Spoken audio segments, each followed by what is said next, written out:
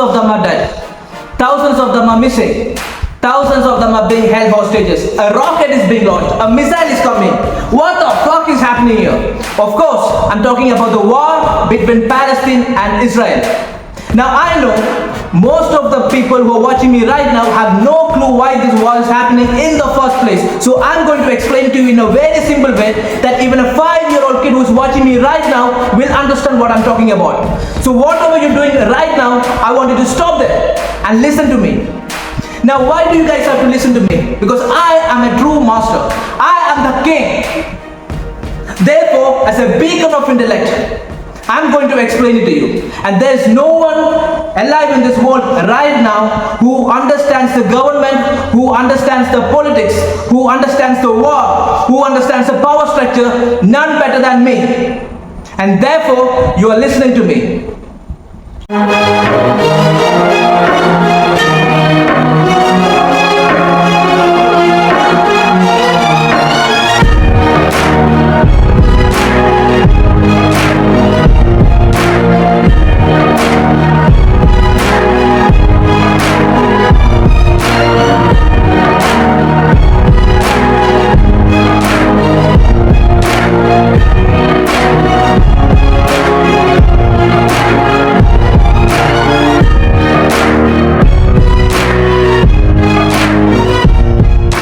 Now, this is still an ongoing military and political conflict. In fact, it is one of the longest ongoing conflict.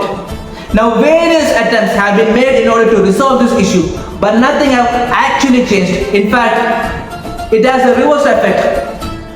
It only worsens the conditions. Now, Jerusalem plays an important role on why this war is also happening. Jerusalem is one of the oldest cities in this world. It is also considered as one of the most holiest places for 3 religions: Jews, Christians and Muslims. Why for Jews the Jerusalem is so important? Because it is believed that the first temple was established in Jerusalem. And for Christians, in Bible it has mentioned numerous of times why this place is so important for Christians. And as for Muslims concerned, in Quran it is written that before Prophet Muhammad went to heaven, he visited Jerusalem, and so this place is considered holy for the 3 religions. Now the world has been separated into 2 different groups, Israel and Palestine. Who is right, who is wrong? On 7th October 2023, now that day was a very special day for the Jews who are living in Israel. It is because of some of the religious things, so that day is a special day for them. So taking that as an advantage, a group called Hamas launched 5,000 missiles, killing thousands of people and taking a dozen more of people as hostages.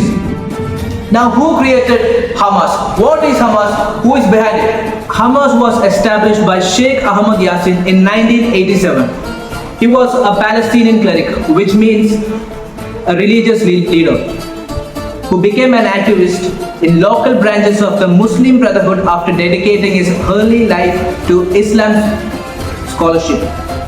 In the early 1960s, Yassin preached and performed charitable work on the West Bank and Gaza, both of which are occupied by the Israel after the 1967 Six Days War, which I'm going to explain to you later.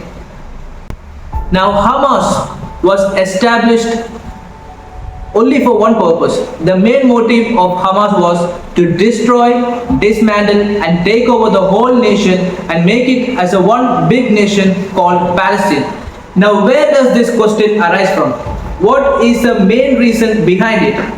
For that you need to understand the history behind it. It is very important. You have to understand that there are some myths about this war. In fact, this dispute has been there for over thousands of years, thousands of centuries. But the war which we know is the war which started a century ago after the World War I. And the second myth is that it is believed by most of them that it is a war for religious purpose. But in fact, it is just a political war just for the control, land and power. Now let's go backward. Centuries ago, Jews used to live in Israel. But due to some various reasons, they had to spread across over the world. Mainly, they settled in Europe. Now let's fast forward. Around late 1800s, specifically speaking around 1880s or 1890s, there was a guy called Theodor Hansen. He started a movement called Zionism. The main aim of this movement was to bring all the Jews back to their promised land, which they believed, and start a nation for themselves. And because of this movement, we see a lot of people from all over the world came to this land during this period. Now this caused some tension. Now I'll take you back again to history so that you will understand, you will have a clear picture of why this tension has been taking place for over centuries and centuries ago. And that is the reason why this tension, this hatred still exists. Now in one time, it was the Greeks, Babylons, Persians, Egyptians, Rome and Turks have been ruling this country. Under the Greeks, the entire place was called Palestine at that time. During 1517 to 1917, the state was controlled by an empire called the Ottoman Empire. Now, according to some studies and statistics, around 85% of the population who were living in that country at that time were Arabs, or rather Muslims, and the 10% were the Christians, and the minority percentage were the Jews. And as I mentioned earlier, around 1800s, Jews scattered across the world started to migrate to Jerusalem. They started to settle there. They did agriculture, they did business, and over a period of time, they started to increase in numbers. Now, fast forward, around 1917, during the World War I, Britishers came in and they defeated Ottoman Empire and they started to rule there.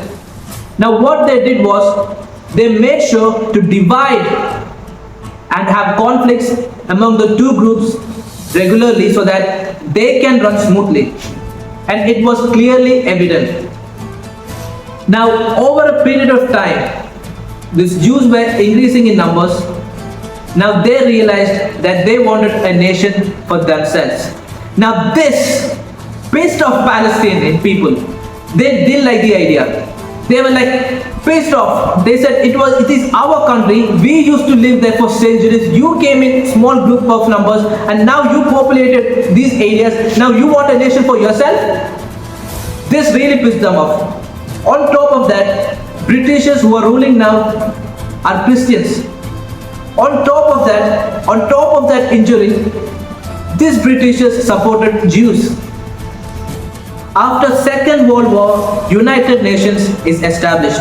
As per their policy, the people who belong to a nation has to go back to their representative country. During this time, we saw Britishers who were occupying those countries were withdrawing back to Britain and so many other countries as well. But before Britishers left, they made sure that they divided those two groups so that they will have enough problems even after they left. Just like they did to many other countries, say for example India and Pakistan. They divided those two countries in the name of religions, Muslims and Hindus. So that is what they did to that state as well. Now in order to bring peace, they decided to give separate nation for Jews and separate nation for Arabs. But there was something in common for both of them, Jerusalem. United Nations agreed that both of the nations will have equal rights over Jerusalem. Israelis agreed, but Palestinians didn't like it. They were repeating the same things. It is our nations. We used to live here for centuries. You were the one who came in small in numbers, and now you overpopulated it. Now you want a separate nation called Israel? Well, fuck off. This is our nation. But they couldn't do anything much about it. Now taking this fact into consideration that Jerusalem is a holy place for the three religions, UN decided that this will be an international territory. Palestinians didn't like it, Israelis agreed. By 1948, Britishers started to move out of the country, but they have already made the damage. It was very chaotic, the injury was very, very deep. But By 1948, Israel became an independent country. Then 5 countries came together and teamed up: Jordan, Lebanon, Syria, Egypt, and there was one more country, I don't remember. So these 5 countries came together and decided to wage a war against Israel. It started in 1948 and ended in 1949. Guess what? Israel won the war. Israel won the war. On top of that, even after winning the war, not only did they won the war, they started to acquire more of the other lands of Palestine. Now Israel was a small nation before they started this war. After the war, it is now an even more big nation. This pissed off Palestinian people. Now some of the places that belong to Palestine is now belong to Israel. This really pissed them off. By 1964, they started an organization called PLO, which is known as Palestinian Liberalization Organization. The only purpose of this organization was to destroy Israel and dominate and make it as part of their nation. Now they went a war again in 1967. It was known as the 6 Days War because the war only lasted for 6 days. Even though many countries came together, guess what? Israel is still won. Not only did they win, they acquired more of their lands. Now it's even more big country. But after some time, they gave it back in order to retain peace. In 1994, PLO made a peace treaty with Israel called Oslo Accord.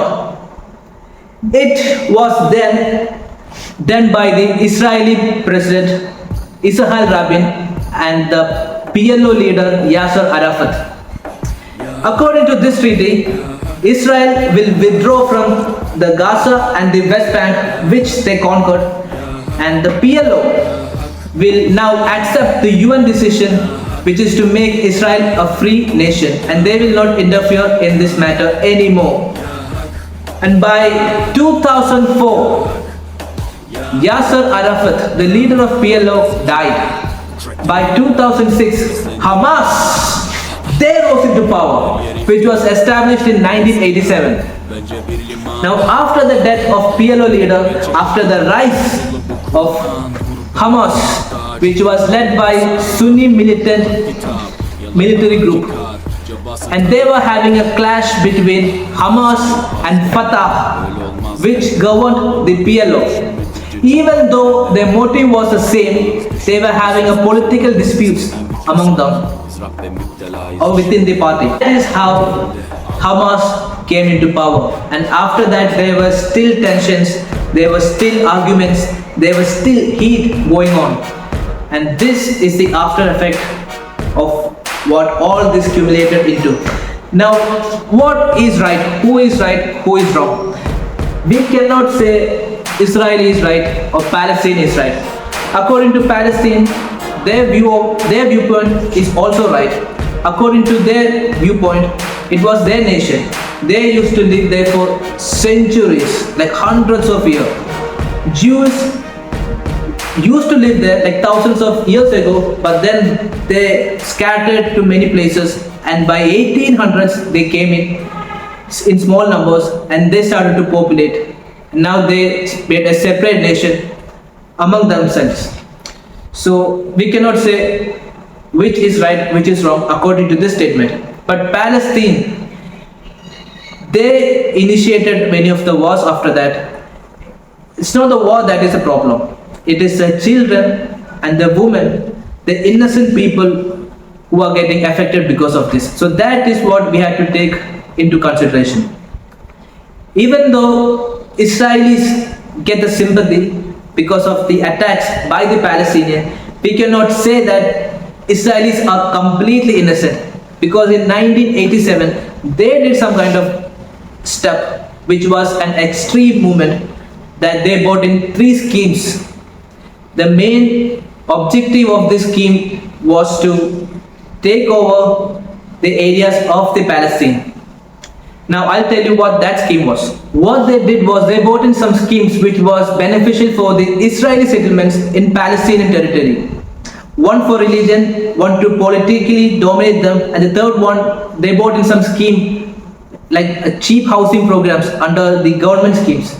Now Israelis started to move into those areas. Now under this so-called protection, police and military groups started to come in there in order to protect these Israelis, and then put a base over there and started to revolt it nicely, smoothly. Now this started another movement in 1980s, which was called Intifada. Now this started peacefully, but again it ended up violently.